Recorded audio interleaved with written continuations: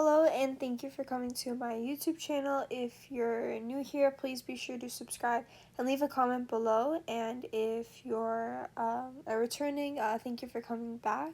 Today we're going to be talking about polynomial functions. Now, polynomial functions typically follow this formula right here. F of x equals an x to the power of n plus an x to the power of n minus 1, and so on and so forth till we reach our constant a0.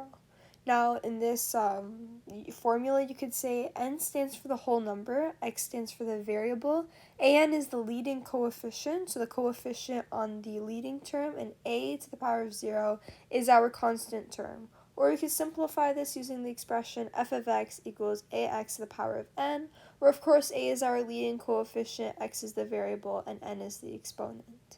Now we're going to do some examples here. So for the first one, f of x equals x to the power of negative 8. Now this would be fine if the expression was just x to the power of 8, but because we have that negative in the exponent, that is not allowed. We can't have that, and it is not a polynomial function. So our answer would be no, and that is all you can do with this expression. Now the next one is f of x equals tan 30 degrees. Now this is obviously angles, trigonometry, sine, cosine, tan. You cannot use those. Those are not allowed in polynomial functions. So this is also not a polynomial function. And then we look at the next one, f of x equals 12x to the power of 5 plus 6x minus 3. And this follows the format completely fine. There are no negatives in the exponent. We have a leading coefficient of 12. Now the leading coefficient, as I said, is the coefficient on the leading term, or whichever term has the highest exponent. And we have our constant, and there's no trigonometry, and everything looks good. And this is obviously a function of the fifth degree. So yes, this is a polynomial function. Now, what I just mentioned, that equation was of the fifth degree, we're going to talk about that now. Now, polynomial functions are usually named after the highest degree that they have their exponent. So if we take a look here, f of x equals x plus 1, this is a first degree function because the exponent, the highest exponent on the x, is a 1. There's an imaginary 1 that we don't write, but it's there. And so this is a first degree function because there are no other terms that have degrees that are higher than the number 1.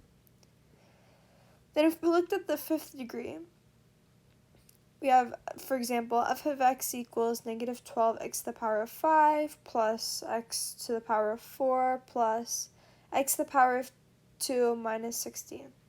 And this is a fifth degree function because the leading term is negative 12x to the power of 5, and the degree on that is 5. The exponent on the variable is a 5. Now let's say, for example, we had f of x equals negative 13x to the power of 4 minus 3x to the power of 5 plus 9. Now, this would still be a fifth degree function because we still have that 5 as the exponent, even though it's not the first term, because polynomial functions are usually written in descending order. So this would get rewritten as negative 3x to the power of 5 minus 13x to the power of 4 plus 9. Alright, you write in the order of descending in terms of the exponents, and your constant goes at the end. So this will still be a fifth degree function, and obviously our leading coefficient is negative 3.